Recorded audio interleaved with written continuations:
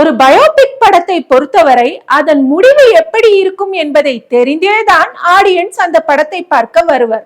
அதையும் தாண்டி அவர்களை திருப்திப்படுத்தி வெளியே அனுப்பும் படங்கள் மட்டுமே வெற்றி பெறுகின்றன.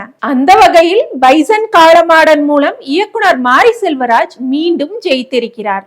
தான் எடுத்துக்கொண்ட களத்தை ஒரு பயோபிக் என்ற அளவில் மட்டும் கையாளாமல் 90களில் தென் மாவட்டங்களில் நடந்த நிஜ சம்பவங்களை மையப்படுத்தி அதை மிக நுணுக்கமாகவும் நேர்மையாகவும் கையாண்டிருக்கிறார். ஆசிய விளையாட்டு போட்டிக்காக ஜப்பானில் இருக்கும் துருவ் விக்ரமின் நினைவலைகளில் இருந்து படம் நம் கண் முன்னே விரிய தொடங்குகிறது.